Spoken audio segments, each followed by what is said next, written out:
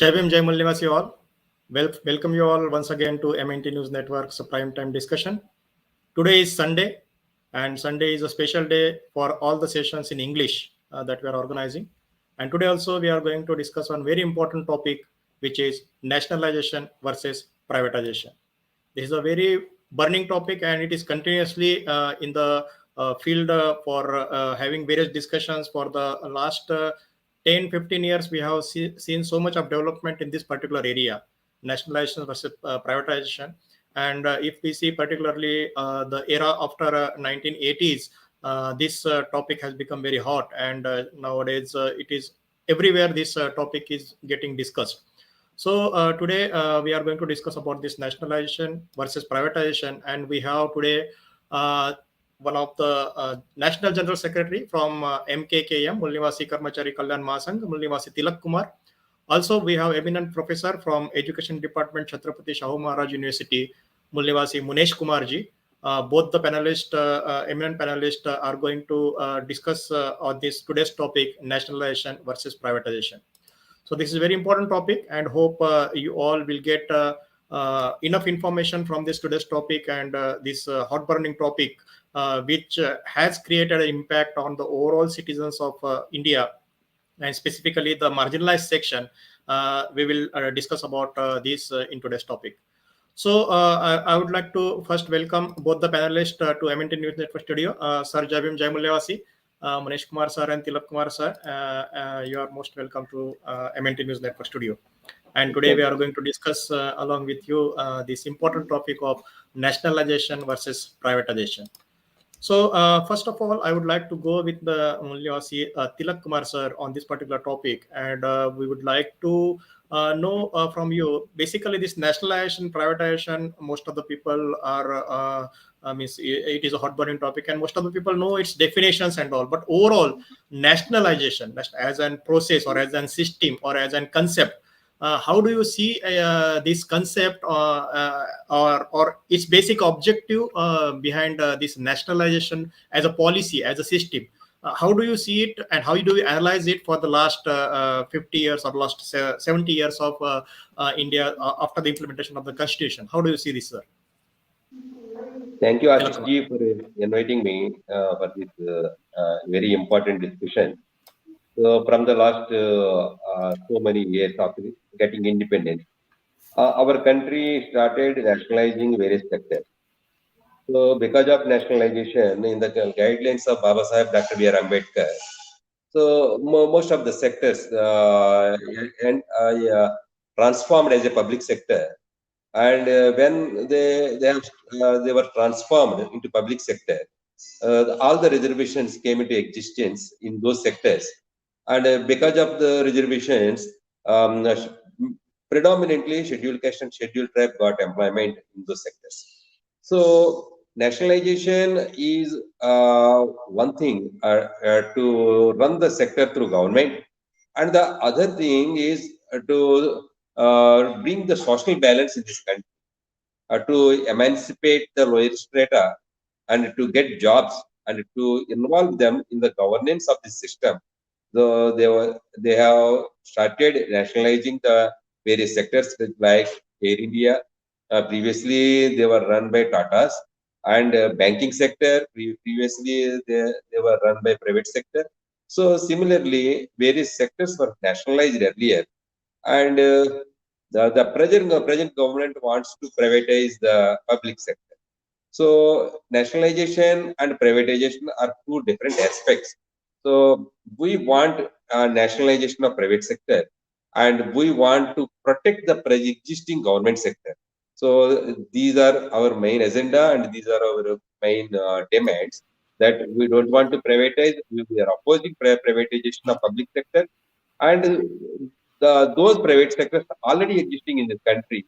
And we request, and our demand is to nationalize the private sector, so that everything will be run by the government.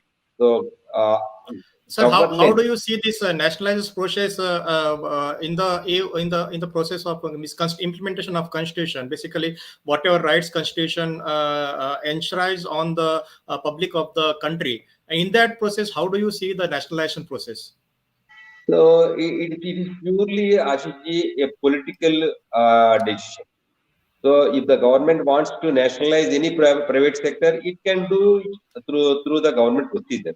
So Indira Gandhi ji nationalized the banking sector into a national sector. Um, that was the existing procedure is already there. So this government, if they want to nationalize the private sector, they can do it in a smooth manner. So, at present, Nirmala Sitharaman, the Honorable Finance Minister, has categorically told that she got approval from CCEA, Cabinet Committee on Economic Affairs. So, what is CCEA? There are 11 MPs, there are 11 cabinet ministers, including the Prime Minister Modi ji. So, the 11 ministers, cabinet ministers, sit together and they have taken decision that they want to privatize the public sector. It is a decision of political decision. It is not a government policy. It is not a constitutional policy. It is a political decision. Just 11 MPs. Fortunately, unfortunately, they became ministers in the present government, and they have taken decision that we want to privatize the public sector. If But 11 MPs, sir, in your sense, why they came to such a conclusion that these sectors should be privatized? Basically, some developments must have been happened. So, what can be the development that forced these people, or means basically, what can be the behind curtain things that had happened for taking such a step? Because privatizing and nationalizing. So whenever private sectors are coming into picture, so it was shown that these national sectors, they are not making to the expectations, and the money that need to run a government is not sufficient. So likewise, so many arguments were there. So on from your perspective point of view, how do you see this, that why this such need came to such an existence, and why these banking sector specifically were given so liberalization, and so much of funding was provided to private institutes, and though private institutions might not have that means need of that particular thing, but still campaign was carried out to give more and more money to private sectors to establish them. So when already such type of campaigns were made, then definitely this need of making them in a loss, or showing them in a loss, that came into picture. So how do you analyze this? Ashish ji, it's a very good question. First of all, it is their inefficiency. Because of their inefficiency, they are telling that the government is unable to run and government wants finance to run. So to get finance, they want to privatize the public sector. This is a most inefficient decision. And second thing is conspiracy. They want to privatize the public sector, not to give employment to the OBC, scheduled caste and scheduled tribe. So with this conspiracy, they want to privatize the public sector. See, no, so many Modis are yeah, entered into fraud, and they spoiled banking sector, and they looted banks, and they went to London, and they went to other foreign countries. So, because if a common employee or if a group an employee wants to take any loan from the banking sector, they're asking so many sureties as per their procedure. We are not against that their procedure, but that procedure shall be implemented to the corporate sector. But they are not implementing to the corporate sector, and simply they are giving thousands of crores of rupees as a loan, and as per the procedure, they're entering in, they're submitting the insolvent petition, and they are taking away thousands of crores of rupees to the foreign countries. The government is directly or indirectly encouraging those sectors, those people, and after that, the government is claiming that the banking sector is making losses, and because of losses, they want to mess the banking sector. Actually, State Bank of India is in profits, and certain banks are in profit. So those banks, because of these modis, those banks got in debt trap. They merged the banks which are in debt trap into the profit-oriented banks, just to hide their inefficiency, and to balance the economical system of the banks. only they want to merge the banks with one bank with another bank. So all these are conspiracies to hide their inefficiency. That's why they are going to privatize the public sector. And one more thing, uh, they want to privatize the public sector and they want to sell the public sector in a cheaper rate. And those who are purchasing those sectors, and a day will come, they will sell those sectors to the foreign countries and foreign personnel with a huge profit. Uh, so to get profits to those people, this government wants to privatize the public sector, want to sell the public sector in a cheaper rate, and this is a biggest scam. As our organization, Mulniwas Karmachari Kalyan Mahasangh, is feeling that a big scam is going on. Not only big scam, big conspiracy to not to give employment to the particularly backward caste community, OBC, because of Mandal Commission.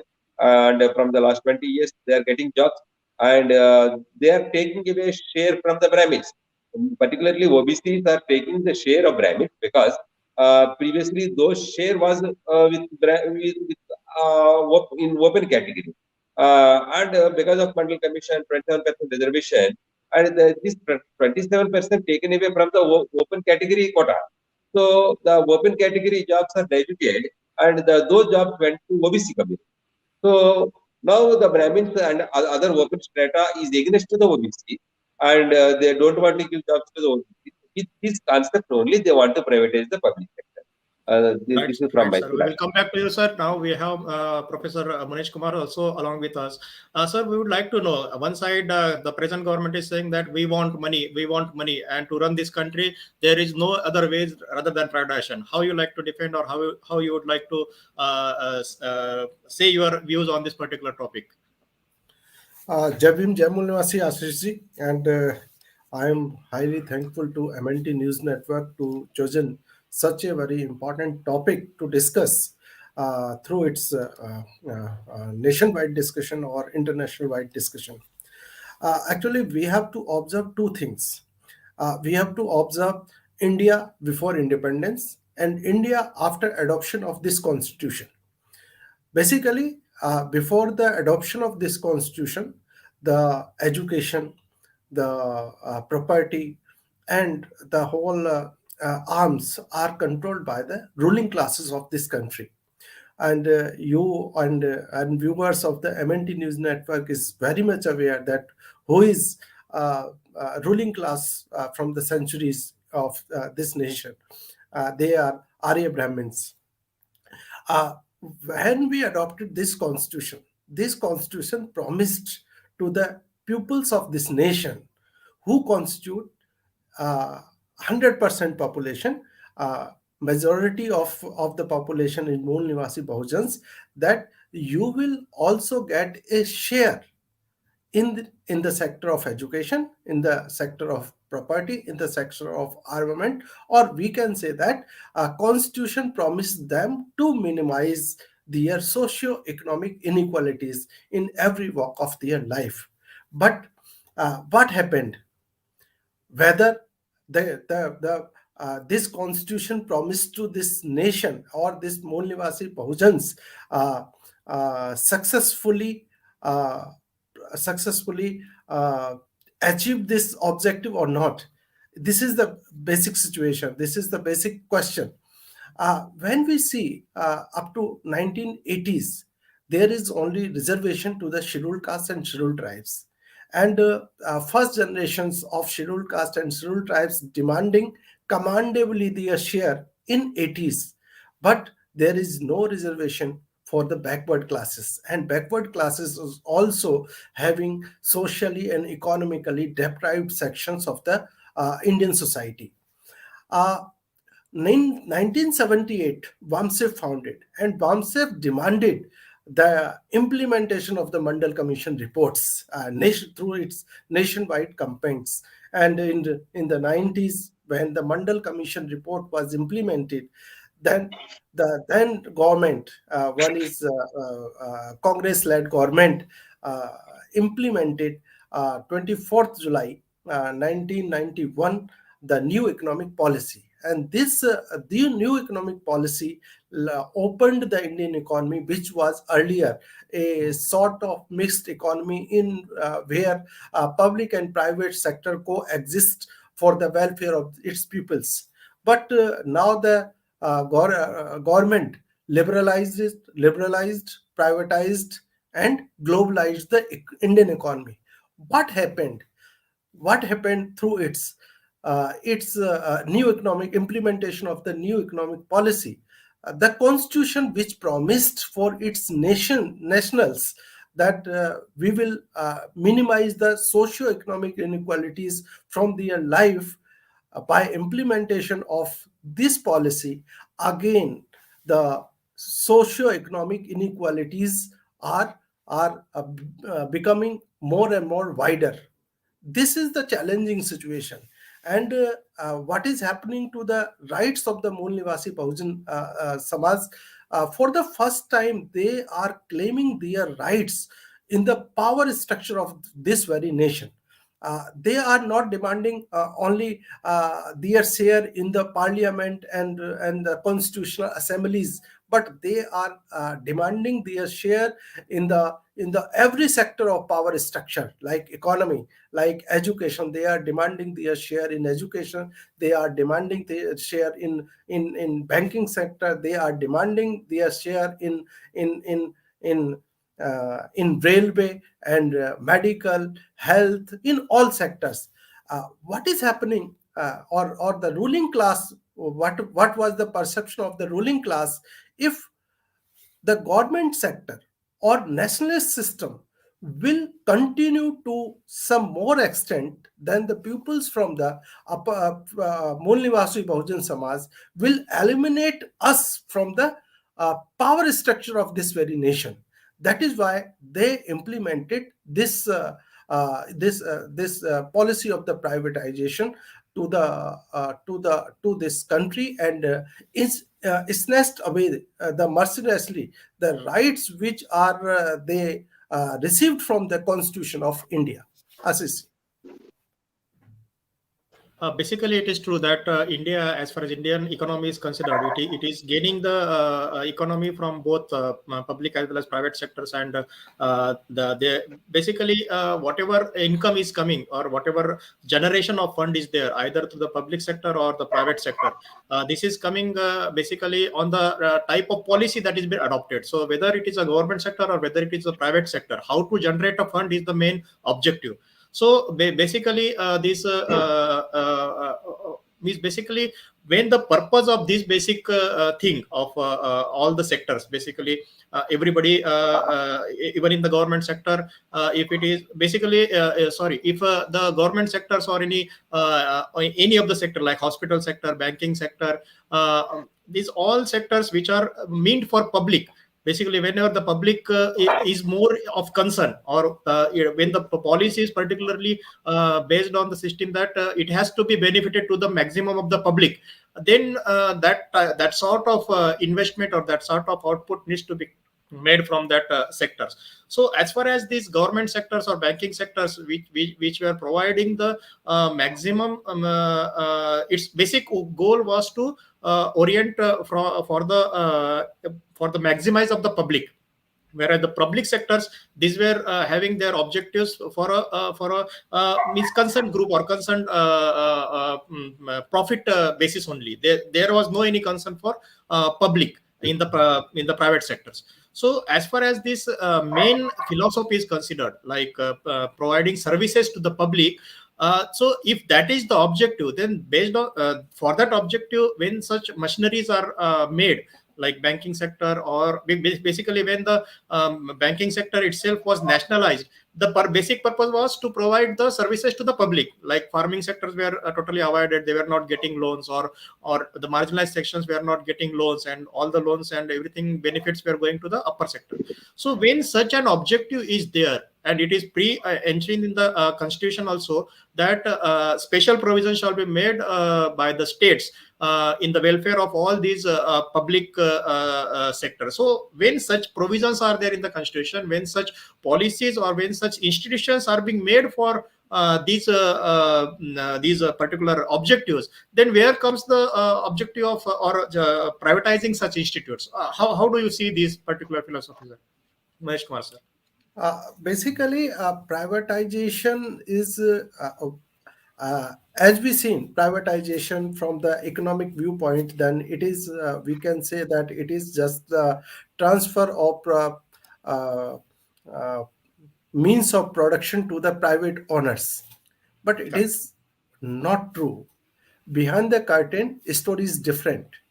It is the story that ruling classes, by privatizing government properties, is denying rights to the backward classes of this country. How they are denying their rights to the backward classes? For example, if we are privatizing banks, for example, SDFC or ICICI Bank, who these banks are serving to a certain class of pupils. They are not serving common pupils. But SBI, Punjab National Bank, and other nationalized banks are serving the common people of this country. It means they are contributing to this nation in minimizing socioeconomic gaps, or you can say that the public sector banks are minimizing socioeconomic gaps, while private sector banks are increasing the gaps, socioeconomic gaps, economic gaps, particularly. Uh, we can see easily with the World Inequality reports what it is observing internationally, that wealth inequalities have increased at the very top of the distribution. It is not the Indian phenomena, but it is a global phenomena. But we can see, or we can observe it for India. Wealth inequalities have increased at the very top of the distribution.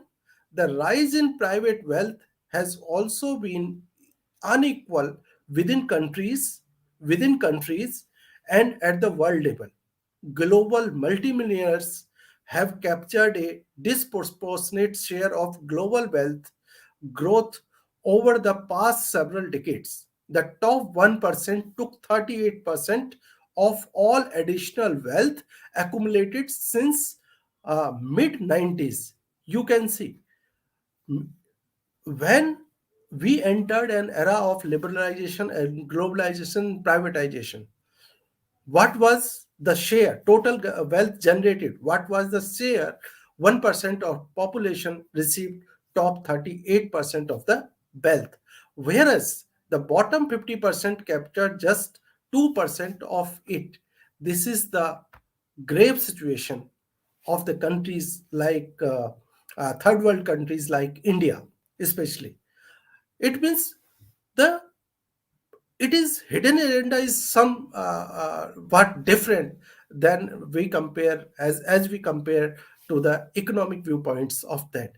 So privatization is in India is just serving to a class of pupils, just for a 10 to 15% of the pupils, and rest 15% or 80%, 80 or 85% of the pupils are widely affected by this policy of the government, because they are denying quality health, they are denying quality education, they are denying quality employment. These are the affected points of the privatization to the common people of this country. Yes, sir. Thank you very much, sir. Tilak Kumar, sir, very quickly, we would like to know from you, as far as this nationalization or privatization concept is considered, and the other side, marginalized sections are considered. How do you emphasize on nationalization and privatization? Whether, because now government is telling that the privatization of each and every sector is necessary, irrespective of its public services or public use or anything. all the sectors should get privatized, even right from educational to health sector to all the sectors. So how do you see the government means this motive as a marginalized section are considered? How do you analyze this particular their thinking, and what are your views, or what are your solutions uh, points towards this to counter this argument? Tilak Kumar sir. Actually, their thinking process is absolutely a wrong process. They are sitting in a closed room, and they are making policies without going into the ground realities. So we know that the present ruling government is a BJP government is totally dominated by Brahmins, like Congress. And in ground reality, even Brahmin employees are opposing privatization because there is a lot middle class in Brahmins, and they are fearing that if the government sector is privatized, and they will lose opportunities. So, just I am saying one example. So, when Brahmins are threatening against privatization, what is the fate of OBC, SC, ST? Definitely, they are also lose so many opportunities than Brahmins. So the decision to privatize the public sector is absolutely wrong decision, and with certain conspiracies, very few people are framing wrong policies in this country, and they want to adapt those policies by force, because they are having pure majority in this country, and with this majority they want to implement their wrong policies. It is an experiment. Once P.V. Narasimha Rao, the then president, honorable president, from South India, he said that every issue is an experiment. So they want to make experiment in this country, whether it will be worked out or not. So it is the duty of the existing employees belongs to OBC, SC, and ST, and even from other communities, because the share of employment of OBC, SC, ST is limited to 50%, and not even filled 50%. And the most of the majority share is rests with open community, other communities, including Brahmins. So every employee should raise their voice against privatization, and every employee is feeling and suffering and worrying about privatization, and they are innerly discussing about against privatization, and they are not opening their mouths. It is the time to open their mouth, and it is the time to raise questions in their respective organizations and their respective departments, to stop privatization and to safeguard the public sector. So these are all not only employment-oriented issues. As per the Indian Constitution, it is the role of governance.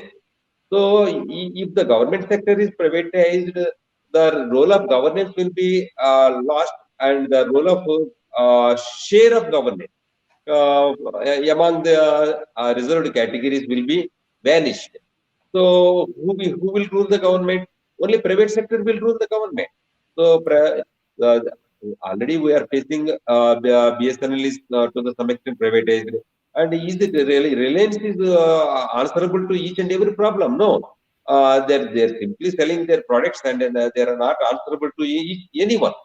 So similarly, if the power sector is privatized in certain areas, particularly in Orissa, yeah, that was privatized. When Orissa was hit by cyclones, the Reliance simply went away and not restored the supply, and nearly 2 to 3 months they took to restore the normalcy. Whereas we were living in coastal area, and we are facing so many cyclones, and whenever the total infrastructure is spoiled, and we are restoring those spoiled infrastructure within days, within 7 days, within 9 days. So why we are restoring so early, and why the private sector was not restored within 2 3 months? Because the government sector is always having social responsibility, and the government wants to extend their services to all the public. and the private sector don't want to extend their service. They want to do business only. So this is the main criteria. The whatever the decisions taken by the ruling government is absolutely wrong, and we have to raise. All the employees should raise their voice. All the employees should talk openly in the public against privatization. And we are appealing and we are demanding all the scheduled caste, scheduled tribe, and OBC leadership in this country. Even though they are running leadership, they are taking a responsibility. They also have to raise their voice. And Mulnivasi Karmachari Kalyan Mahasangh is coordinating with all the leaders in this country. And we want to we are giving training to the employees to raise to oppose privatization throughout the country, and every day we are conducting training programs, and we will fight against bitterly against the policies of the government, and we don't want to privatize the public sector.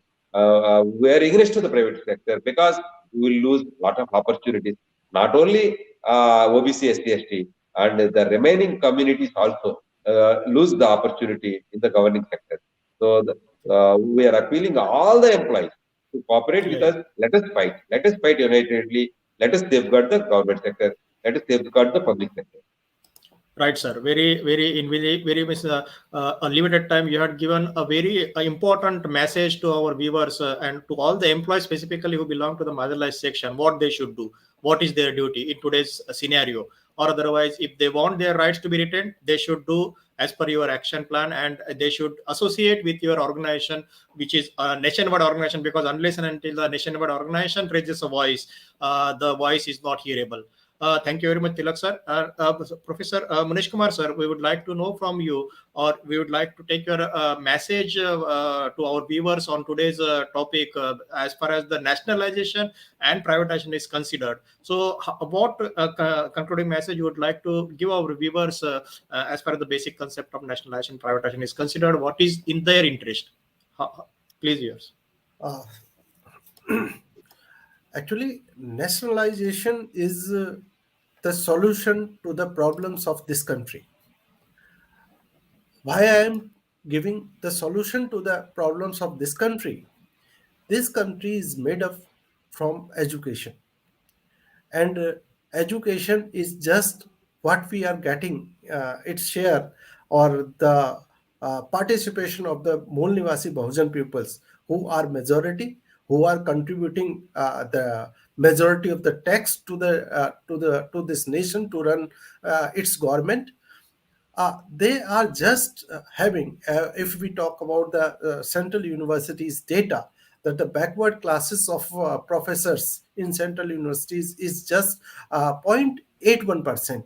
It means there is only they shall be 27% of their share in central university, but still they are as per the UGC annual report of 2018, they are just having 0.81%. And what about the scheduled caste and scheduled tribes? They are just 1.83% of their share. Uh, if we look about the impact of privatization on education, once Delhi University charges from their students a tuition fees of around 2 to 3,000 of rupees annually. What is happening today? Now they are charging around 15,000 of rupees as tuition fees.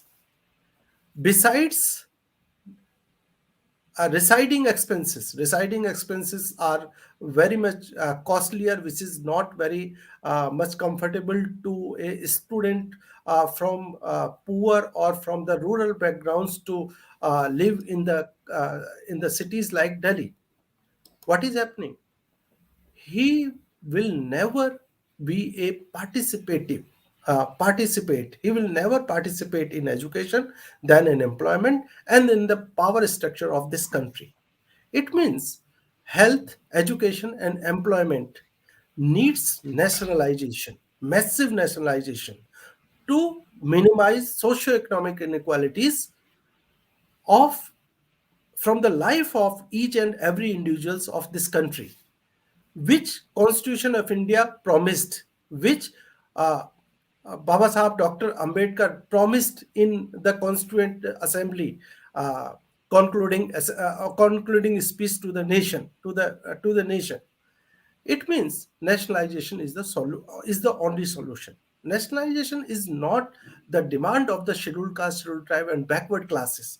It is the demand of the whole population, whole population who would like to be a shareholder of this power structure of this very nation, which the directive principles of state policy promised to the nation. Now the government is denying their rights, their rights, or uh, government is not very much in tune with the directive principles of the state policy, because when Manmohan Singh introduced the national policy, non-national economic, new economic policy, he said that we are downsizing the role of the government. And in 2014, Mr. Narendra Modi said, government's role is not to run business. It is Right. not a business, but the government role is to provide welfare, provide or maximize the welfare of the pupils, because we are the welfare state. We are Correct. not to, we are not running industries to maximize the profit. We are as a government is running various sectors economy to promote the welfare of its pupils. It means government is denying from its role. That is why I am always, and MKKM from its 10-point agenda is always nationwide appeal is to nationalize all these basic needs to promote welfare of the peoples. Right, sir. Very important message from your side. Basically, people has to raise their voice, and people has to come forward to maintain their status, to get their right enshrined by the Constitution of India. Because directive principle of states clearly says every state shall make such provisions which shall be in the favor of the citizens of India, and specifically from the marginalized section point of view. So definitely, if all the states are making some provisions, policies in that particular directive principles of state as given in the Constitution of India, definitely it will be in the benefit of the maximize people of the country, and it will definitely be the benefit of 85% marginalized section, SC, ST, OBC, and converted minorities. On behalf of MNT News Network, I would like to thank both of you for joining today in today's this important discussion, and definitely we will have another round of discussion, particularly on the organization which you are associated with, and the specific the 10-point agenda that you mentioned. We will have another round of discussion on this particular topic, and so that we will elaborate more what your organization is doing, and what can be done in today's situation, and what are the solutions that every individual this marginalized section should do. On behalf of MNT News Network, I would like to thank you, both of you, for joining today's session, and we will see you once again on another day in a different topic, and particularly on the MKKM 10-point agenda. Thank you very much, sir. Jai Bhim, Jai Malayasi. Jai Thank you, Bhim, Jai Jai Bhim. Hind, Jai Bharat. Jai Bharat. Yeah, with your permission, specifically, I would like to announce that tomorrow we will have another important topic for discussion. And as you know, only on Hindi, only on Sunday, there is a discussion in particularly English, but every day we are organizing the panel discussions in Hindi. So tomorrow we are going to discuss in another important topic, and which is a burning topic of today. And on the various media, you can see that the topic is getting exposed, and various the ruling parties are getting exposed. So tomorrow we are going to discuss about the topic. Tomorrow's topic that is for discussion is BJP का भंडाफोड़ यह गैर मूल निवासियों की party है. So BJP का भंडाफोड़ यह गैर मूल निवासियों की पार्टी है. This is the topic that we are going to discuss, and we will have eminent speakers on this particular topic who will be giving their views on this particular, their elaborative views on this particular topic. With this, we end this session here only, and we are really thankful to you, all the viewers, on behalf of MNT News Network, for watching this video. This video will be there at this particular link on YouTube, Facebook, and Twitter. You can watch at any time, and you can forward this on your social media for this video, for having this information to your people in your social network. Thank you very much for joining today. Jai Bhim, Jai Mulnivasi.